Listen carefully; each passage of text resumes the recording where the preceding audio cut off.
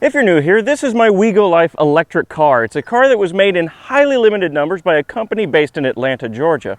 Now this was a company that didn't have enough capital to design their own car from scratch, so instead they bought the body shell of an existing car from an existing car manufacturer and then built their new electric car on the basis of that, much like Tesla did with the original Roadster. The difference here is that Wheego didn't pick the body shell of a Lotus or anything good. Instead, they picked the body shell of a Chinese car known as the Shuanghua Noble.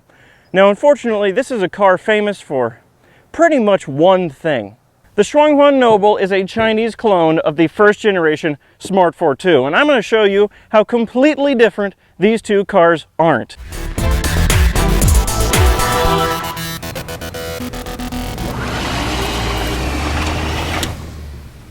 First, a little preamble. Yeah, I know. We'll get to it. Don't worry.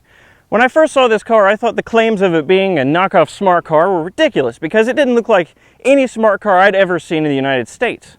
Well, that's because even though this is a 2013 Wheego, the Shuanghua Noble on which it's based was designed way back before 2004. And at that time, the smart car was still in its first generation.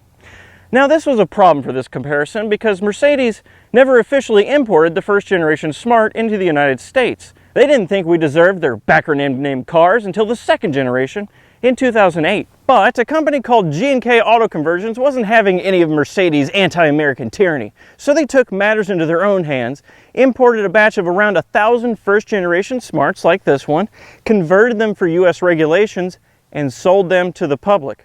Now, as you can imagine, that makes these little cars a little hard to come by here in the United States, but fortunately, and to my complete surprise, one just recently popped up at a local used car dealership. Just some random shady used car lot. Now, for reasons I cannot comprehend, this used car dealership was unwilling to loan this car to a complete stranger, me, for an entire day to film a YouTube video. So in response to this horrific denial, I bought the car. This is now my 2005 Smart ForTwo. Yeah, I showed them who's boss. Them. They got the money. Now anyway, on to the comparison you came here for. With the two cars placed front to back from the side, you can see the very obvious resemblance between the two cars. The doors have the same shape, right down to the crease and the design of the door handle. The fenders have the same design. The quarter windows have the same design. It is undeniably the same overall design between the two. That said, there are still quite a few differences on the outside. For instance, the Wheego is substantially larger than the smart car, mostly in length. You can see that from the larger quarter windows here and the much girthier B-pillar. It's just overall much longer. In fact, in China, the Shuanghua Noble is a 4-seat car. The Wheego is only 2 seats because they had to put the batteries somewhere, but the Noble was 4 seats. The front end of the Smart just sort of drops off in front of the windshield. It's like the prototype car had a front-end collision during the design process, and that's the design they chose to stick with. Whereas the Noble has an actual nose and front engine compartment, or motor in the case of this Wheego. And of course, the Wheego has these stickers on the side to advertise to the world just how insufferable you are. Whereas the Smart is a regular gas-powered car that has the miraculous ability of completing my 90-mile commute. At all. Moving to the back, you can see these two cars are quite similar, minus the taillights, which I guess were too complicated to copy. Also, the Wheego doesn't have the rear wiper that it so desperately needs. They're even more identical when you open the tailgates up, but first I want to show you the fenders. The fenders on these two cars have slightly different shapes to them, but the fenders on the Wheego have this almost imperceptible crease right here that just so happens to perfectly line up with where the crease is on the original Smart's fender. It's almost as if they took a mold of the original Smart's fender and then modified that, rather than creating their own mold for their own fenders from scratch. Also, and this is not coincidence whatsoever, the Wheego's fender happens to employ the same plastic clip design that the Smart employs to attach the fenders to the body. Back up in the tailgate region, you can see that both cars have a glass hatch. Yes, thank you. And a tailgate. Yes, thank you to my lovely assistants. Now things get really interesting on the inside here because these two cars are so visually identical in the back hatch area on the inside that even the hinges look the same. Up here in the anti-rear of the car, things get a little disappointing really because as you can see they look almost completely different. Now that's because the Shuanghua Noble, or Wheego, is front engine and front wheel drive, whereas the Smart has all of its drivey bits in the back of the car, giving it this unfortunate noseless face. Now, a little fun fact here is that both of these cars have special headlights to meet the apparently tyrannical US regulations. So your European smart car and your Chinese Shuanghuan Noble will have different headlights. One last thing about the exterior is the roof. The roof on the smart car is one very large piece of panoramic glass. It's a very nice element that adds the open feeling of the interior. It gives it a lot of perceived room. Well, it seems as though copying this glass roof element over to the Shuanghuan Noble proved too difficult for the copy-paste engineers at Shuanghuan. I say that because the Wheego has just a regular old metal roof. But at the back of this metal roof is a small strip of aspiration. What I mean by that is there's a small strip of glass back here, glued on top of the metal roof. No, you can't see through it. No, it doesn't appear to serve any apparent purpose. It's just kind of stuck there as a symbol of, we tried to copy it. By this point, there should be no doubt in your mind that a Shuanghuan Noble is more than coincidentally similar to an original Smart ForTwo. But just in case you're not completely convinced, I have even more compelling evidence for you because I'm about to show you the dash. Here's the dash in the Smart. Now here's the dash in the Wheego. Clearly the dashes on these cars are about as different as a roundabout in a traffic circle, but there is one particular little detail in this Wheego here that I absolutely love. See these little plastic designs flanking the central air vent? You got some scrolly looking things on the side and some weird dot pattern on the bottom. Well, I wondered for a long time what these were for because they look like they used to serve a purpose, but they're just inert chunks of plastic. Well, when I got my smart car and started poking around the inside, I finally got my answer as to what these little inert chunks of plastic really are. Because in here, that's where the climate controls are.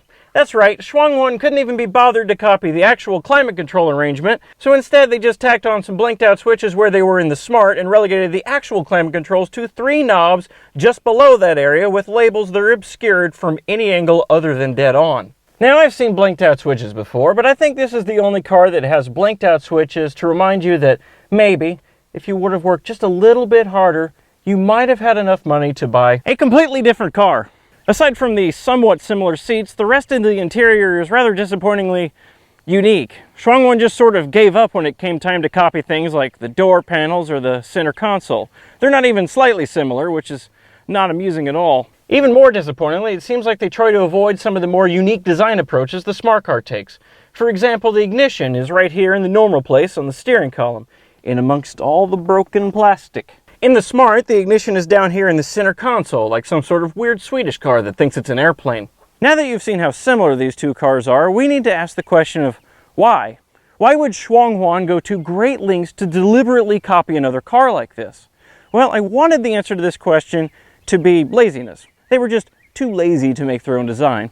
But unfortunately, there's overwhelming evidence against that because despite outward appearances, these two cars are engineered and built completely differently. The copying was purely visual.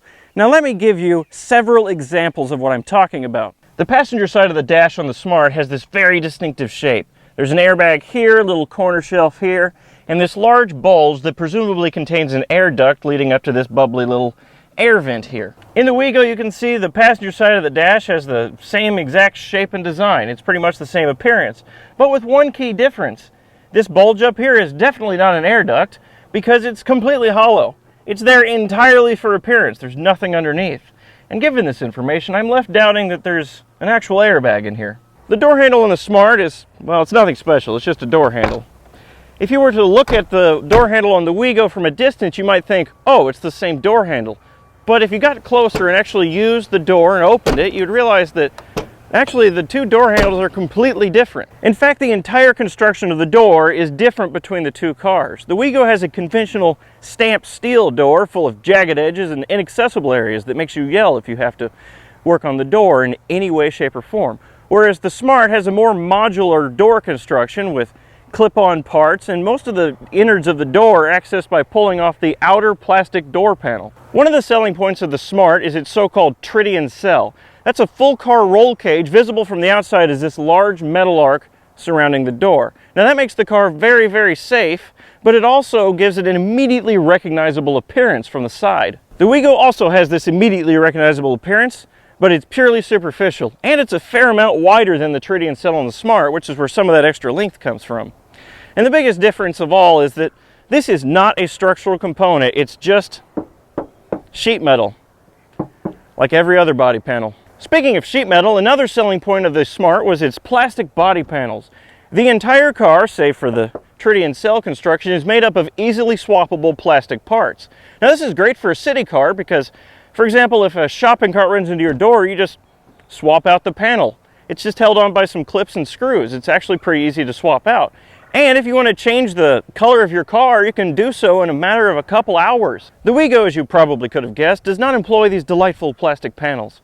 No, it's constructed like a boring normal car with boring normal sheet metal and boring normal rust on the B-pillar after just 5 years of existence. The most obvious difference between these two cars' construction is made evident by the Wheego's existence of a nose. The Smart doesn't have a nose because it's rear-engined and rear-wheel drive. Now I would just write a script telling you all the specs, but conveniently this badge has all the specs. I'm just going to read straight off of that. This car is a European smart car made by Mercedes. Smart ForTwo has a gas-powered, 3-cylinder, 0.7-liter, 61 horsepower turbocharged engine with a top speed of 84 miles per hour. It is a 6-speed clutchless transmission. And let me tell you how that clutchless transmission operates. It's a 6-speed single-clutch automated manual, and it operates like a highly trained turtle is operating the gear lever, but a poorly trained chimpanzee is operating the clutch and the gas pedal. And they're communicating to each other using 2 cups and a string. The Wheego is very different in its powertrain. It's front engine and front wheel drive, but it's electric. So it doesn't even have a transmission so much as a gear reduction drive. And the electric motor is just an electric motor. The original Shuanghuan Noble was, of course, a regular combustion engine powered car with a normal manual transmission, or an optional automated manual transmission, unfortunately. Now, I've never experienced anything about this original engine, but given the quality of the rest of the car's body, I feel confident in saying that original engine was awful, not very power dense, and had illegally high emissions of misery. So yes, while the Wheego may look like it was designed using copy and paste from a smart car, it was in fact not.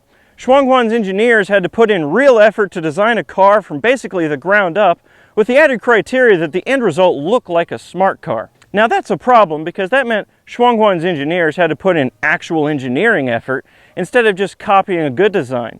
As a result, this car has such unbelievably low build quality that it may just be the worst new car sold in America in the past 10 years. Back to the original question. Why would Shuanghuan go to great lengths to copy the look of the Smart if they still had to design and build an entire car from the ground up anyway? Well, much like this $15 Apple Watch clone I bought off Amazon, this car is a product designed to distract the consumer with familiar looks and a very low price tag just long enough to be purchased. Only when that consumer got home with their shiny new knockoff will they realize what a terrible, terrible mistake they've made. What's disappointing in the case of this Wheego is that the wide-eyed, oblivious consumer appears to have been an entire electric car company. Now, I know the shell had to have been cheap, but why did they have to pick this specific car? The build quality is bad enough, but it's also a rolling copyright infringement. Curiously, this must also be how Wheego feels, because even though they haven't made cars since 2013, the year this one was made, they're still around as a company making autonomous driving software. They're using Wheegos to test on, as a matter of fact. Just 2 months ago, they changed the name of their company from Wheego Technologies to Autonomous Fusion, and with that scrubbed every last existence of the word Wheego from their website and hopefully their reputation. I, however, will never forget that reputation because I happen to own a small chunk of it. All that being said, Wheego, or Autonomous Fusion as it's known now, is still a very small company, and as such, their customer support department is unrivaled because you get one-on-one support. And I happen to love my little Wheego because it's drivable electric comic relief. And how could you not love that? Plus, I can fit both of these cars on the same trailer, take them both to Cars and Coffee, set them side by side, and have interesting conversations.